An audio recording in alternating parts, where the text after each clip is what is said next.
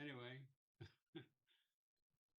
the Washo and WindGapp Railroad. What I've got for you is to give you a little bit of feel of how I got into all of this. We've all traveled different paths and probably a lot of similarities there. So to do that, show you the space for the layout. It finally came late in life. And the druthers for the layout that I plan to put in the space. We'll go over the track plan, familiarize you with the towns and names that we'll be encountering when we take the photo tour through the layout. And finally, give you a little feel for operations as I run them on the layout. The thing that I remember most is my mother taking me on shopping trips as they have to get you ready for school and such when I was a little kid. And along the way was this hobby shop, and I would be glued to the window. And I just became enamored of all kinds of modeling. I just love to build models. So it's not just trains. I've built been into planes, certainly in sailing ship models. But that's how I got into trains, which I got in more deeply. Then a little later, I had bumped into people along the way that were modelers that were great helps. And of course, I immersed myself in the magazines, and I'll date myself by referencing the Varney catalogs and John Allen's wonderful photography. And that was the first exposure to a little bit of narrow gauge. But then, as we all must, I had to grow up, and jobs and job moves, and never really had space and all of that. I built train stuff all along the way. I was in HO at the time. But finally, I retired, and in 12 of 99, we moved into the current house, and I ended up with a big bonus room above the garage. And so finally, I had my space. Apologize for the rough drawing here, but just to give you an idea of what you'll be looking at, the main room, as you see, 16 by 18, had 2 walk-in dormers. That all had, the dormers all add up to about 35 square feet, which I hated to give up, but as you will see, I couldn't find any way to incorporate them into my vision. And so I actually ended up blocking them out and walling them in. But if you look to the right, the room also had an unfinished attic space, which became ideal for staging. And so the first part of the project was doing the infrastructure. And I ran separate wiring for the layout, the lighting system and the layout power itself. And I actually finished the attic space, got carpet down, and worked out the lighting. And as things worked out, you'll see I just have simple fluorescence and staging, but in the layout room, there are actually 2 lighting systems. There are fluorescence around the room, and they're all 500K bulbs with filter sleeves. And a second lighting system, which was track lighting. And way back when I started this, to be the beginning of the aughts,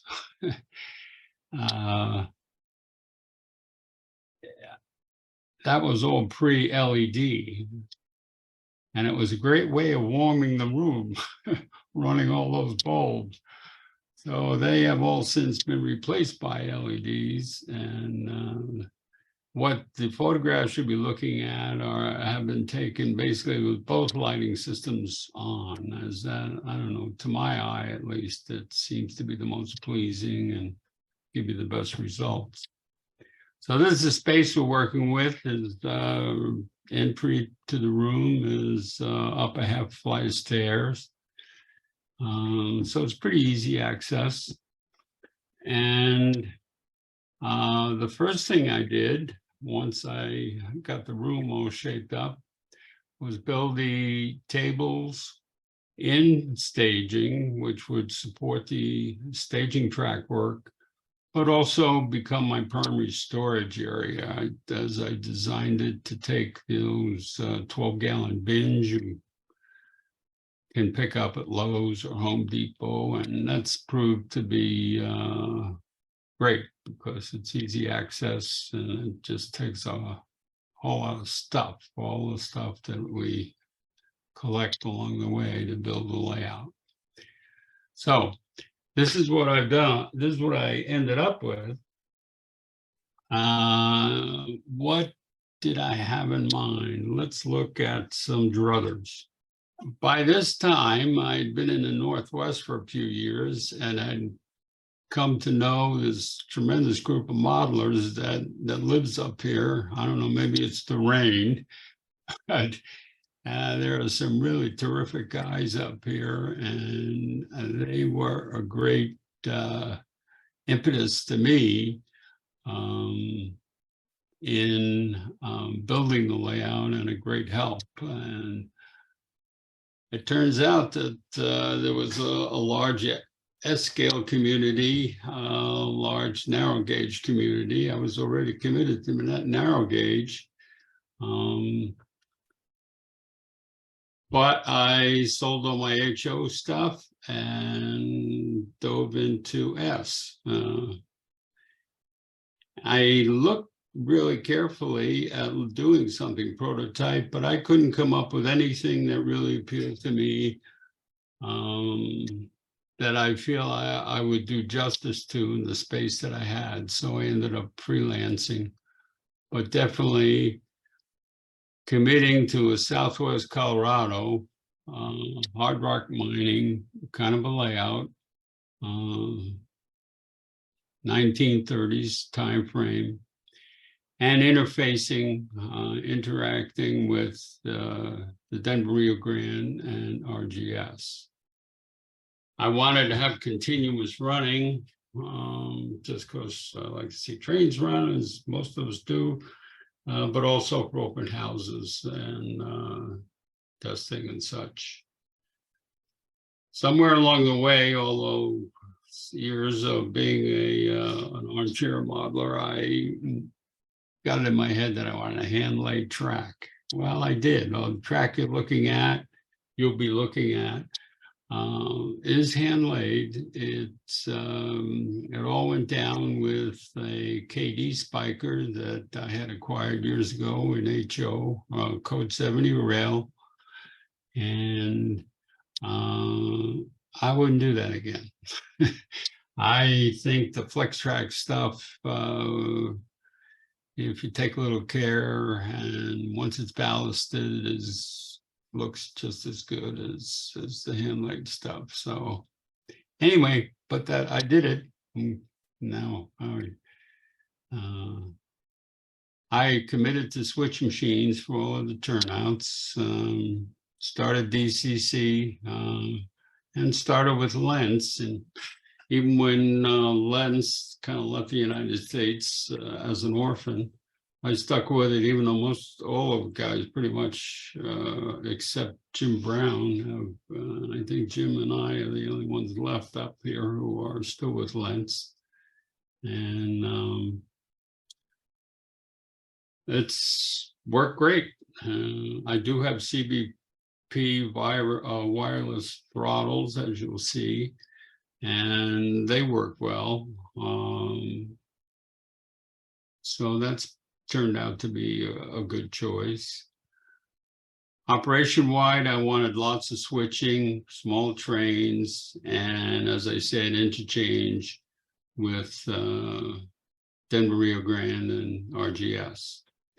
Another bug I got along the way was to build a shadow box presentation, which you'll see in the photos. And My deal in this was that I just wanted all the focus. I wanted a presentation that put all the focus on the railroad.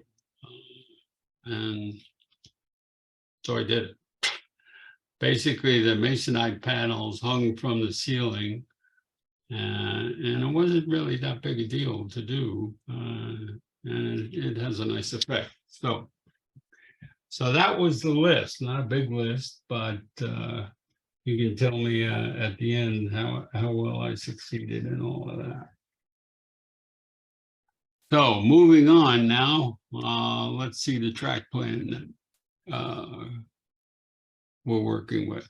You see staging is very simple. It's basically a siding with another crossover and a spur.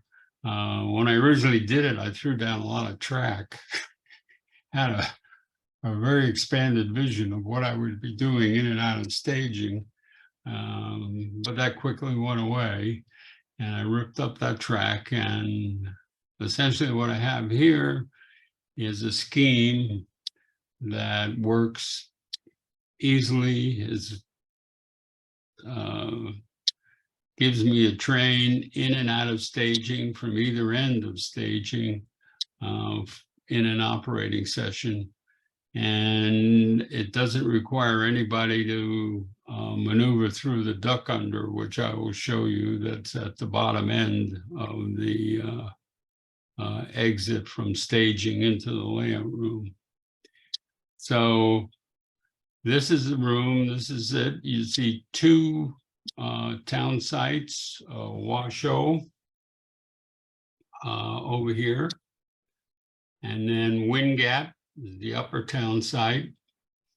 So you essentially have a main line that comes, so Ridgeway is the interchange that would come through the wall, and the interchange with the RGS is imagined to be at Hagen in the south. So you're coming from either end, meeting at Washo, and then the branch goes off up to WindGapp, which is the home of the railroad.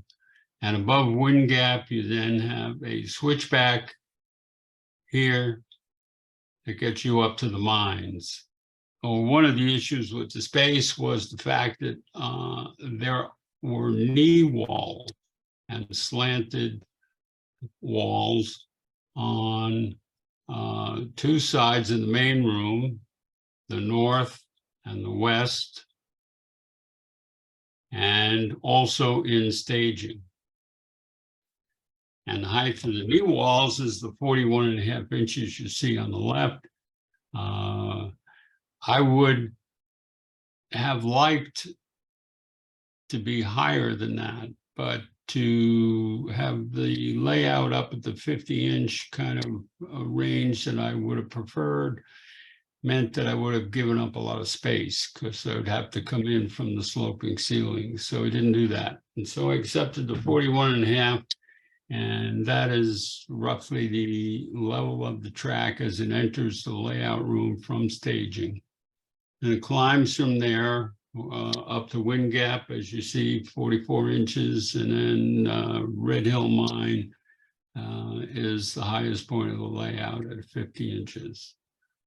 Basically, what we have operationally is essentially two switching layouts here at Washo and here at WindGapp, which interchange a train once per session.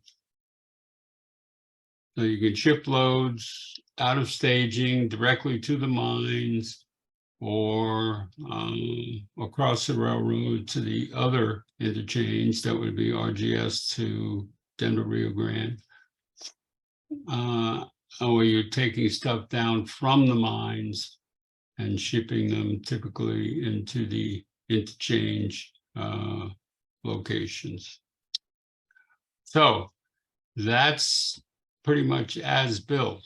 There were a whole bunch of pipe dream kinds of track plans scribbled down. When they did the planning, I actually had I used Third Planet. That was way back when, but I didn't maintain the application, so I don't actually have a scale drawing. So this isn't as precise as it might be. Now we're going to start on our pictorial version of the layout.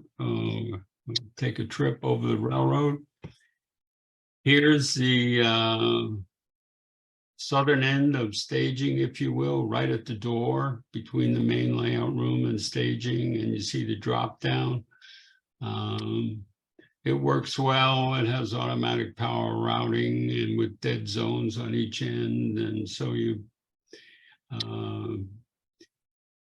managed to keep everything off the floor thus far. And it was easy enough to do. And if we look ahead, you'll see here the rest of staging. Again, looking at that simple-minded siding. Here's the door with the drop down. And then this would be the trackage, that is the Ridgeway interchange into the layout room.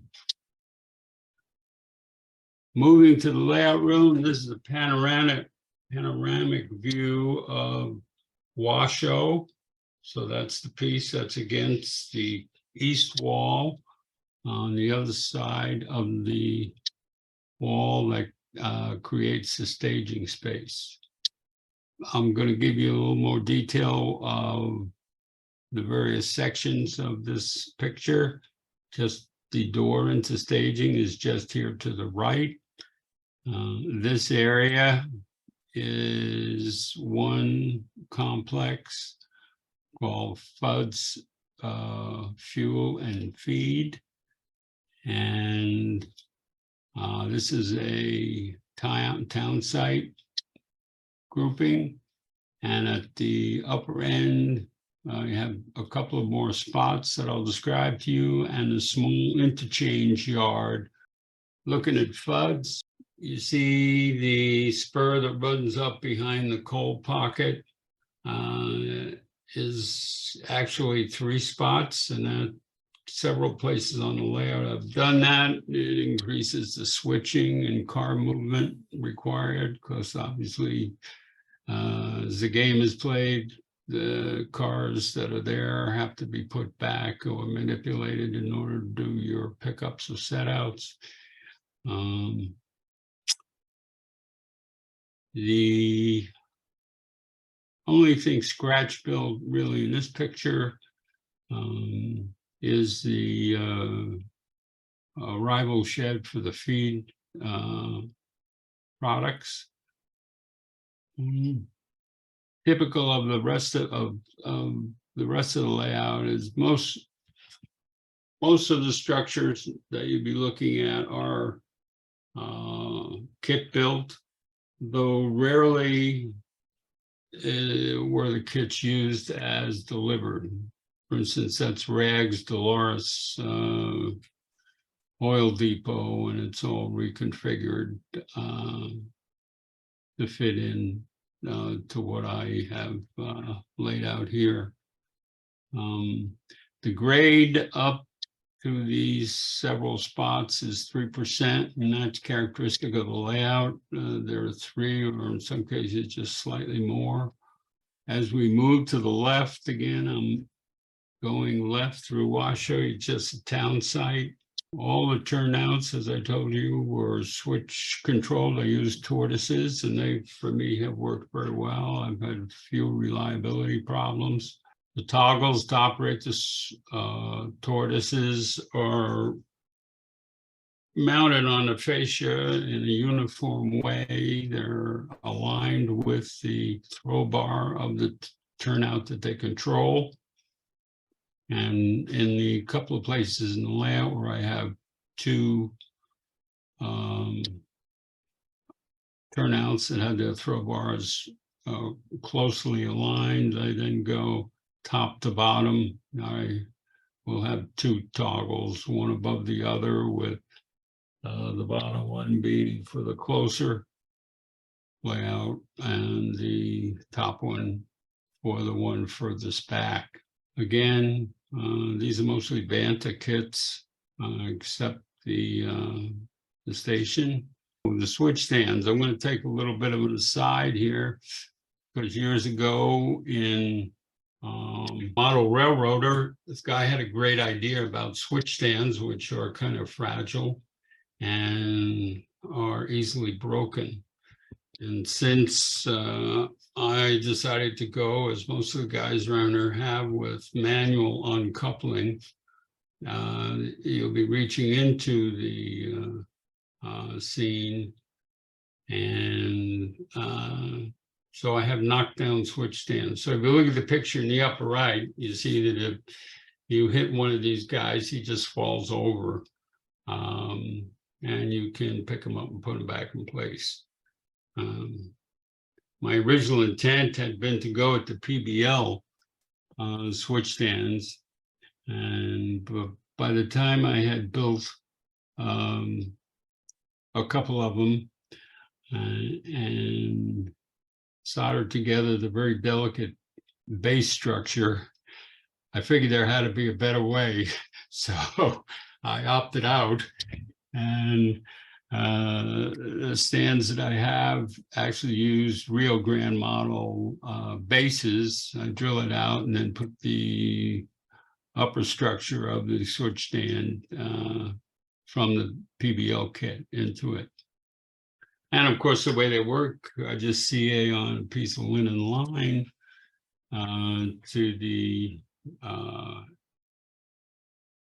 rod, the PBL rod that protrudes through the base. And then once in place, all it takes is an 1/8 inch hole.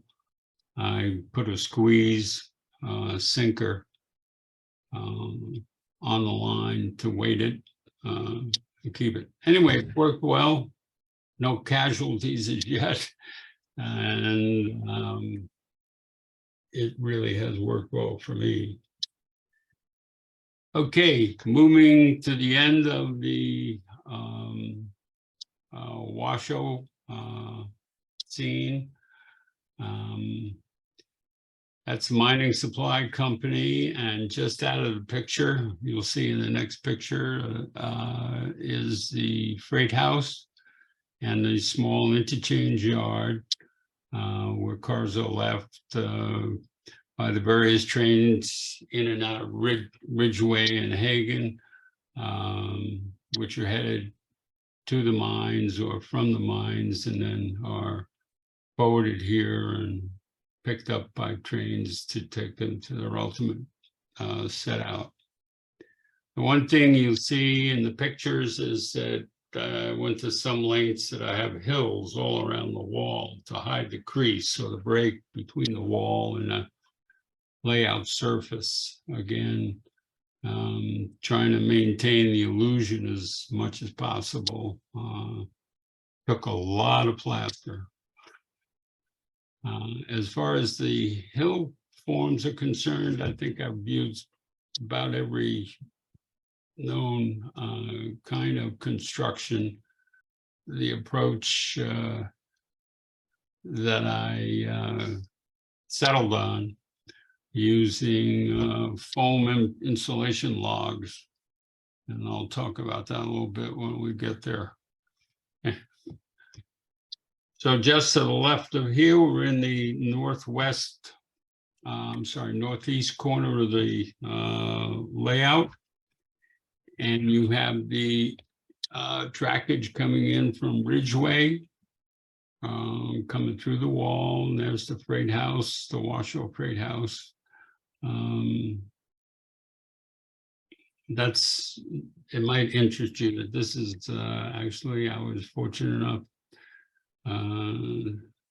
to fall heir to this combine from Paul Scholl's layout.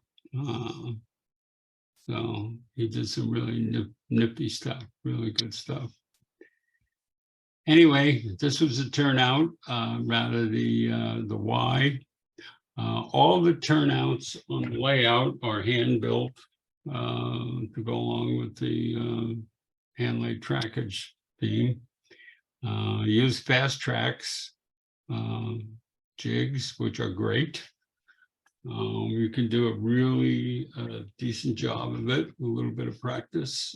And so there are about, I don't know, I have about 35 turnouts, I guess, and all of them were built in fast track jigs, except for and the 3 Y turnouts were built in place.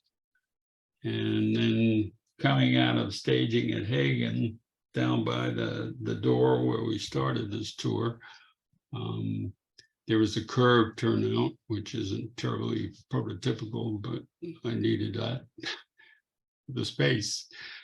And that was built in place as well. So, and what you see on the right here is the Y control that I have single switch control of the routing through the Y. So you just pick the leg you want, and that's a spring-loaded toggle. You just flick it up, and it throws the appropriate 2 switch machines to give you the routing you want through the Y. What else? Max McGinnis, I should credit with working out the circuitry here using switch-it modules, which are hidden under the scenery here. I built a panel under there. Okay, moving on to the next scene, which is against the north wall of the layout room, is coke ovens. And coke ovens, again, a panoramic view, giving you a feel for it's a single spur. And the track in the foreground is what would be the branch line heading up the hill into WindGapp. This was modeling the dying vegetation that occurred around a beehive coke ovens as they burned off. The sulfur dioxide was toxic and killed all the vegetation. And it looks a lot healthier in the picture than it does if you look at it in place. But the facade here, casting, was actually an HO casting. But again, these things were of a variety of size, so this scaled out well, and it was different here. Well, what's scratch built here, I should say, is the loading, incoming coal. This was all scratch built. The Larry car, which of course takes the coal and then loads it into the top ports of the individual beehive ovens to charge them. The conveyor was also scratch built, used pieces from Walther's HO kit. So much for coke ovens. As you continue up the hill, just to the left here, you're going to have to negotiate the next corner of the room. And you're going to get into WindGapp. So this is a panoramic view of the upper town site. And I told you this was a summer's work doing all of these hills and what you will see in the peninsula. And the way I did it was taking the 4x8 sheets of I think it's 2.5 inches thick foam, and with the table saw, cutting them into logs and then stacking the foam logs to get the hill forms that I wanted. And then, of course, casting on top of them.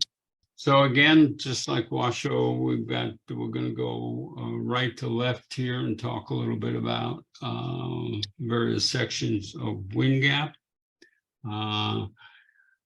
For years, I had this corner of the room I didn't know what to do with. I just at a loss. It sat there in all its foam and plastic glory, and I couldn't figure out what to do. So anyway, at some point, when faced with the impending event of the last symposium that the guys ran up here, I just started building and doing stuff. And so what we ended up with is basically the neighborhood for WindGapp.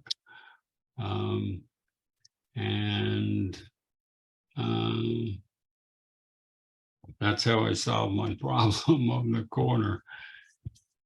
Moving ahead, you got in the foreground here, the WindGapp Timber and Coal Company, again, a shared spur. This lumber building was scratch built. The others were structures were kit built. The freight house and office, they came from Paul Scholl's layout. This then is a food distributor kind of spot. Typically, all of these things will be receiving stuff from down below and transshipping supplies and such up to the mines. So you'll be getting trains, that interchange train that runs from Washo up to WindGapp, leaving either spotting them directly or leaving them in the yard. And then the trains that originate here will take the stuff up to the mines as required. Okay, this is downtown WindGapp. This is the timber coal company that we just looked at. You've got the general store, cafe, post office, doctor's office, assay office. This is the railroad office station. I should say that when Sam Furukawa's layout came down up here, I was very fortunate to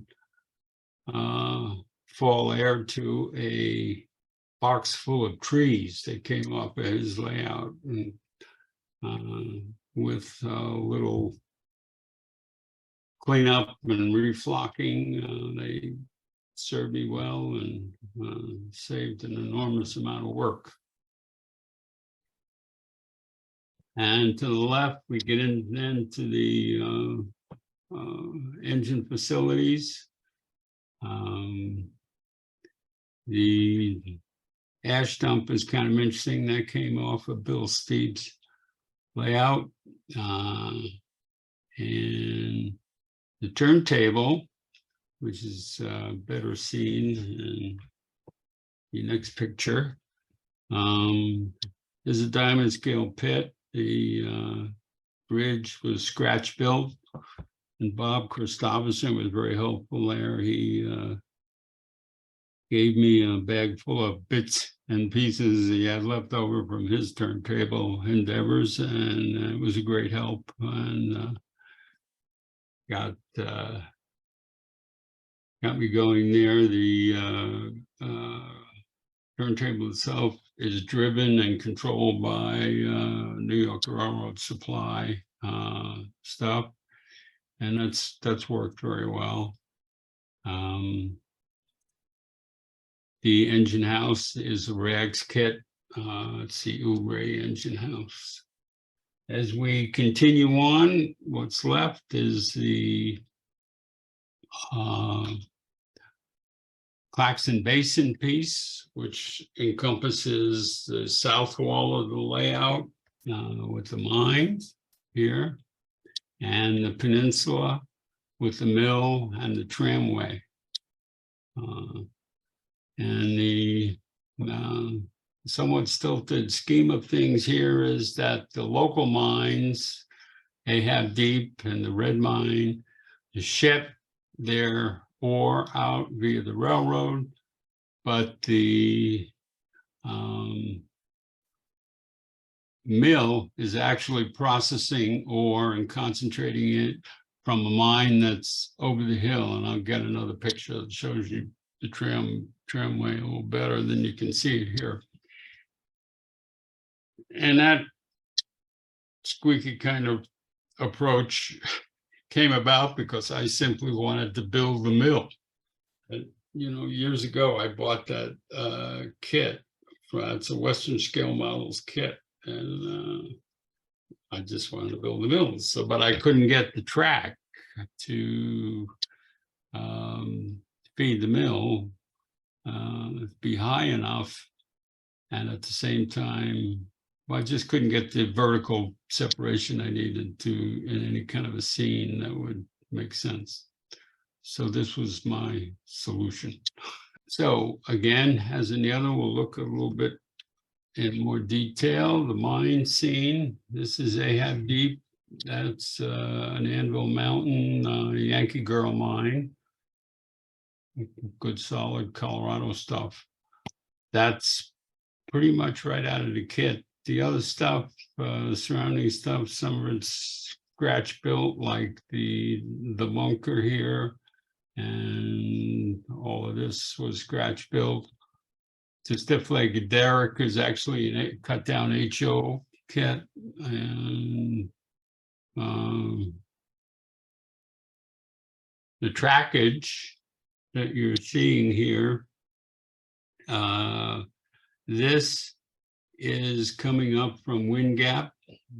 The turnout goes into Lower Claxon Basin, which I'll be showing you momentarily, and this goes up to the switchback, goes up here, and then comes down, comes here with a spur going in to switch that mine, and then the track continuing up to Red Mine, which is off here to the right. And there it is. So that's a Bantha kit with rags supporting buildings.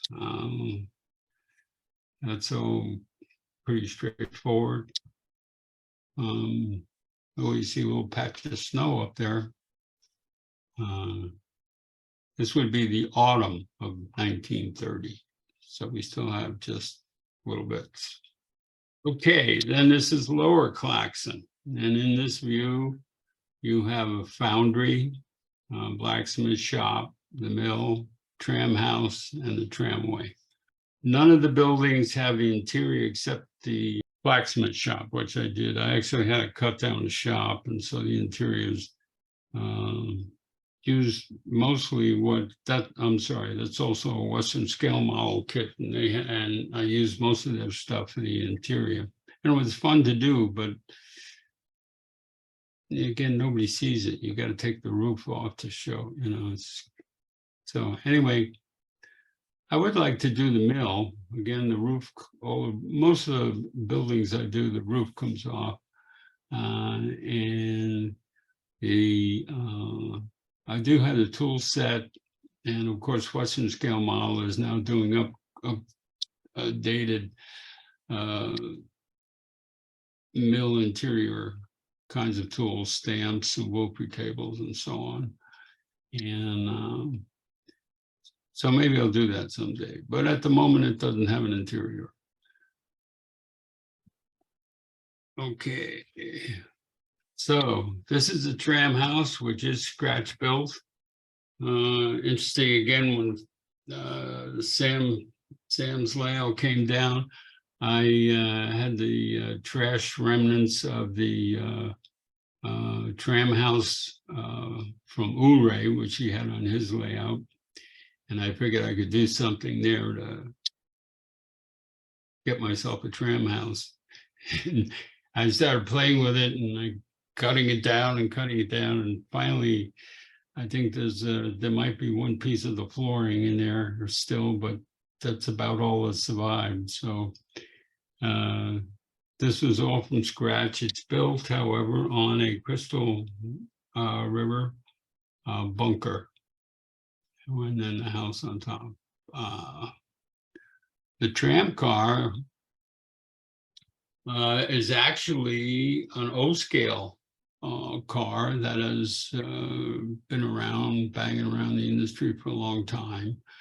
But it turns out that the bucket scales out very well for S-scale. It's the superstructure in the kit, however, that it was really much too big. And so the trolley portion of the ore car or tram car is way cut down and reworked. But again, saved me a lot of time and work, and it seemed to fit the need. So here's a picture of the tramway. Up and over the mine, up and over the hill rather, to a mine down the other side. See the cars loaded, empty, and everybody asks if this works, and the answer is a very quick no. I had a hard enough time getting it to stay in place. It took about 3 tries to make it all strong enough to stay where it's supposed to be. So, but anyway, you don't see it modeled all that often, and it's and they were, of course, ubiquitous in Colorado mining back then, and it was fun to do. Okay, that's pretty much the layout. If we look at operations, I use a traffic generator that I wrote myself. It's called ROPS. It's a Windows PC-based program. And I have an info sheet if anybody's interested. Just email me. That's my email address up there.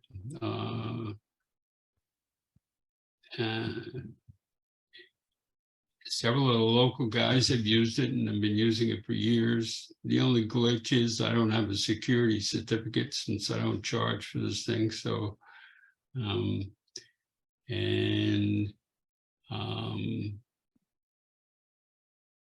it takes a little bit of computer gymnastics to get it installed past your security stuff. So, but it's not a big deal. But anyway, the program is, I did not make any attempt to model prototype documentation. So my whole deal in doing this was easy because my experience with operations at various layouts and all, very often being the new guy, was just not wanting to screw up. So that became the primary objective, just wanting to get the cars where they're supposed to be or pick them up from where they're coming from and not mess up the operating session. So easy was straightforward was the objective. I built a number of point and click tools to facilitate that, and it does some automatic. Well, we'll actually generate a classical TTO kind of a timetable automatically for a set of trains once you get a set of trains defined for it in the train graph. And there's the list of stuff, some of the things it supports. It's pretty functionally rich, and it was fun to do. I like the program, and anyway, if you'd like to learn more about it, I'd be happy to give you guys a half-hour pitch sometime, but That's, I'll show you here a switch list. This is the bare bones switch list. Switch list configuration is highly optionized. So as you see there are 15 distinct options, non-overlapping. Non-overlapping. And this is bare bones. The only option that's on here is the use of abbreviations. So anytime you name anything for the program, you have the ability to put an abbreviation in. Use of abbreviation compacts the documentation you give your operators, and you do less typing. But you can use the full name anytime you want anyway. So that's it. How do we use it? Basically on the layout you just heard about, and with this particular tool, I have a bunch of turns. We get one turn comes out of Ridgeway, one comes out of Hagen per session, and goes back in.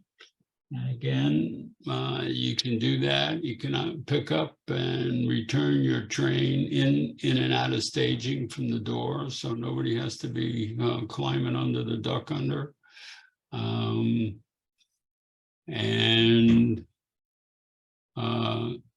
In the midst of the session, there is one train that originates at Washo and goes up to WindGapp and returns.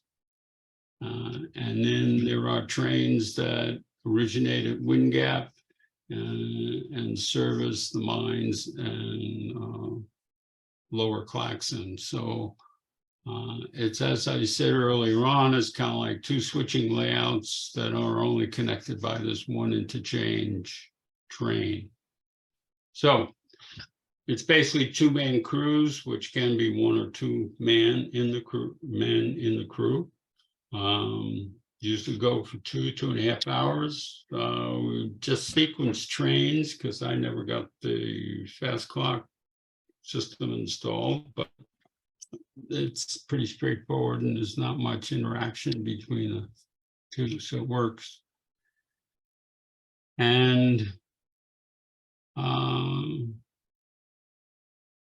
we have a good time for it, and just about after 2.5 hours, we're ready to stop. So that's where from here, as Russ alluded to, looks like my wife and I will be downsizing next year. And so the realtors are telling us the layout will have to go, unless I find a model railroad, so we'll see. Anyway, don't anticipate having space. I'll probably go back to I hope I have space, at least for a switching layout or some such. But anyway, that's about it. It's been a lot of fun. I've had an enormous amount of pleasure building the layout, learning, solving the various problems that always pop up. And I'm open for any questions that you might have.